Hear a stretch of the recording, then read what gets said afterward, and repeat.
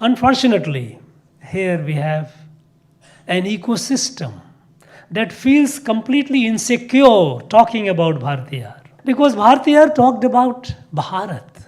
He looked at Bharat as a Devi. But here we have an ecosystem which doesn't believe in Bharat as a nation. Bharatiyar talked about Akhand Bharat, Shedamillada Hindustanam. Here there are people who are to break this. Bharatiyar talked about symphony, harmony between Kanchi and Kashi. But here you have an ecosystem that divides the north and south. Bharatiyar praised Vedas. Here we have people who hate Vedas. Bharatiyar believed in inclusive existence of the whole Bharat Samudaya. We heard the prayer. But so, given the fact that we have an ecosystem which feels insecure with Bharatiyar, what to do? What do we do next confronted with such a situation? Like the character the very nature of our country, Bharat, has been that such treasures have been preserved and cherished and celebrated not by establishments but by the people, by the society. It is a society which has to take the ownership of Bharatiyar's legacy, what he left behind. Because the ecosystem, since it feels challenged because the two cannot coexist. So, and the fact that the Bharatiyar lives in the heart of the people, he cannot be publicly downgraded. He cannot be insulted. People will not tolerate that. So that ecosystem has adopted a strategy of active indifference and passive hostility. Active indifference, don't talk about him. Don't have a chair or a study about him. Indifference could be passive as well, that you are not interested. It's not the case. It is active indifference. And passive hostility. Because someone wishes to do, for example, I told you creating a chair in the name of Subramanian Bharati in the university, to put the pressure. No, don't do that. Without being loud and open about it. Now, in this situation, I think the responsibility lies with the society. Bharat, long before it became a political state, has been a cultural civilizational nation.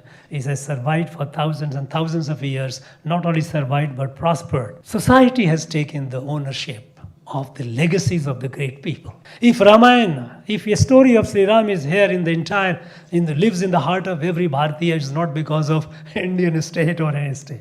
It is because the society took the ownership. What Valmiki did, what Kambar did, what Tulsi did, they did the work and left it. But society adopted it, assimilated it. And I am confident that Thiru Viswanathan will be remembered for all time to come, like as we remember Kambar and Tulsidas, what he has done. But then, that work has to be what the work he has done. The legacy of Mahakavi Bharati its ownership has to be taken up by the society. By the non-state universities, university colleges, schools, they have to take up. Because expecting the establishment to accept it, I tell you, somebody said that perhaps there was an element of corruption. They wanted at some point of time, they wanted a cut from the publisher. I don't agree with that. There is no dearth of money here. Therefore, they can have money from other sources. I think because Bharatiyar is an existential threat to that ecosystem. So expecting that ecosystem to adopt it, I don't see that is happening so long the ecosystem is in a position to thwart it. It will happen.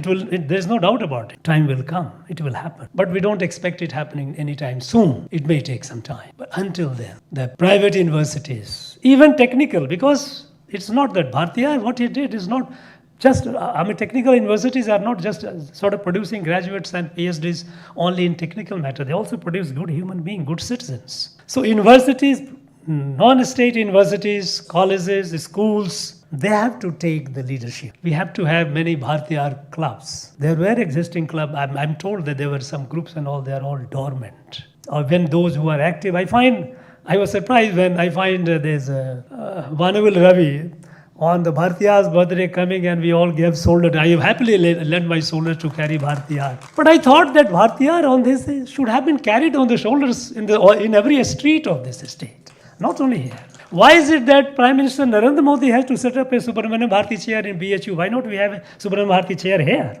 I mean, here we talk about Tamil language, in the same way that for 6 decades, rulers of this country talked about removing poverty.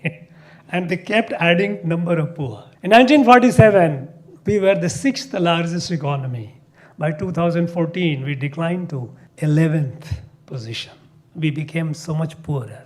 Thanks to the present Prime Minister's leadership and all, that now we have come to the 5th largest, and we are going to soon be the 3rd largest.